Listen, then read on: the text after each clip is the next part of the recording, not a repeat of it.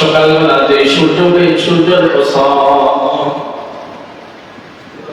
والشمس وضحاها, আল্লাহ তাআলা সূর্যের কসম খেয়েছেন।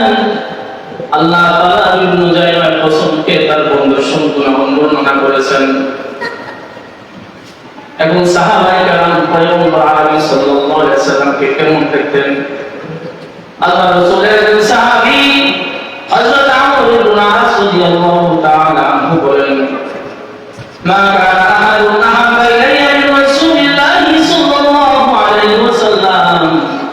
আমর ইবনে আস রাদিয়াল্লাহু তাআলা আনহু বলেন, পয়গম্বর আলাইহিস সাল্লাল্লাহু আলাইহি ওয়াসাল্লামকে আমি দেখেছি, আমি কাজ করে পয়গম্বর আলাইহিস সাল্লাল্লাহু আলাইহি ওয়াসাল্লামকে অনেকবার দেখলাম, কিন্তু পয়গম্বরের মতো কাউকে এত সুন্দর আমি দেখি না।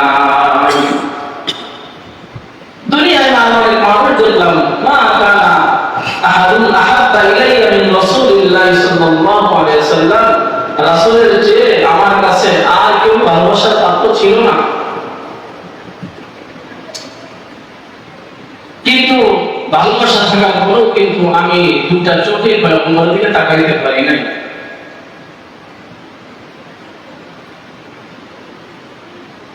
তো তিনি বলেন, এখন কোন ব্যক্তি যদি আমাকে বলে আমর ইবনে আস পয়গম্বরের সিফাত কিছু বর্ণনা কর, রাসূল কেমন ছিল?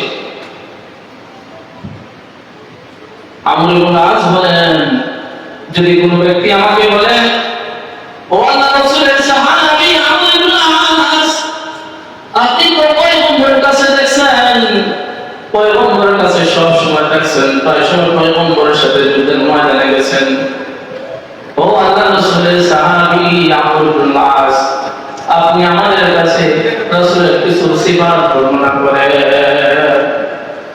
আমর ইবনে আস বলেন, আমি রাসূলের সিফাত বর্ণনা করতে পারবো না, কেননা আমি পয়গম্বরকে কোনোদিন দুইটা চোখে সুন্দর করে ভালোভাবে দেখি নাই। তাই বলি রাসূলের প্রতি ভালোবাসা ছিল না? বলেন, ভালোবাসা ছিল, কিন্তু রাসূলের চেহারা এত সৌন্দর্য, যে সৌন্দর্যের কারণে তার চেহারা দিকে তাকাইতে পারেন না। আল্লাহ রাসূলের আরেকজন সাহাবী হযরত আবু হুরায়রা রাদিয়াল্লাহু তাআলা আনহু, যিনি রাসূলের দরবারে সব সময় বলে থাকতেন, একজন সাহাবী, তার জীবনী বলে জানা যায় এই সাহাবী কত কষ্ট করছেন। আবু হুরায়রা রাদিয়াল্লাহু তাআলা আনহু সব সময় রাসূলের দরবারে বলে থাকতেন, বাসায় খাবার খাইতে যাইতেন না, চিন্তা করতেন আমি যদি খাবার খাইতে যাই তাহলে রাসূলের জবান থেকে যদি একটা হাদিস চলে যায়, এই হাদিসটা আমি আর পাইলাম না। তেমন একজন সাহাবী আবু হুরায়রা রাদিয়াল্লাহু তাআলা আনহু, এমন কোন হাদিসের কিতাব নাই যে হাদিসের কিতাবে আবু হুরায়রার হাদিস নেই, বলেন না সুবহানাল্লাহ।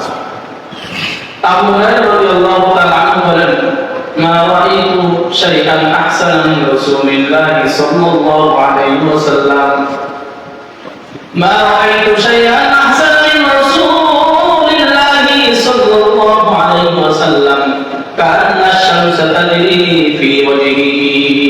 আবু হুরায়রা বলেন, আমি এমন কাউকে দেখি নাই যে রাসূল সাল্লাল্লাহু আলাইহি ওয়াসাল্লাম থেকে সুন্দর।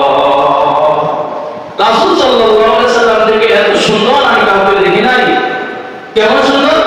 কান্না আশ-শামসু তাজরি ফি ওয়াজহিহি, পয়গম্বরের চেহারা যেন সূর্যের মতো দেখা যায়। আবু হুরায়রা বলেন, আমি যতবার পয়গম্বরের চেহারার দিকে তাকাই ততবার কেমন যেন দেখি চন্দ্র উঠে আর ডুবে, বলেন না সুবহানাল্লাহ। আবু হুরায়রা রাদিয়াল্লাহু তাআলা আনহু কেমন সাহাবী ছিলেন?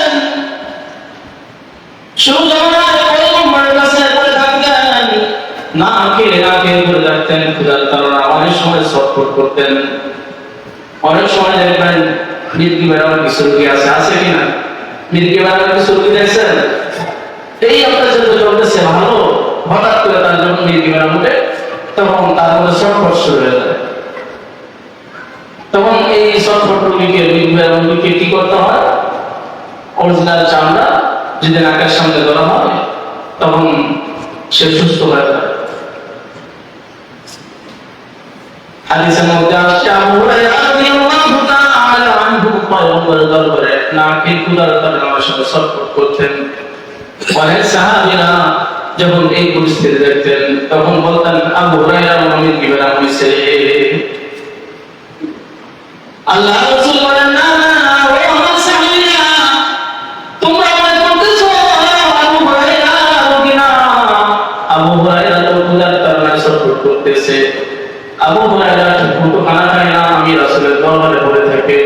ও আমার সাহাবীরা, আবু হুরায়রা তো আমার হাদিসের ক্ষুধার্ত। বলেন না সুবহানাল্লাহ।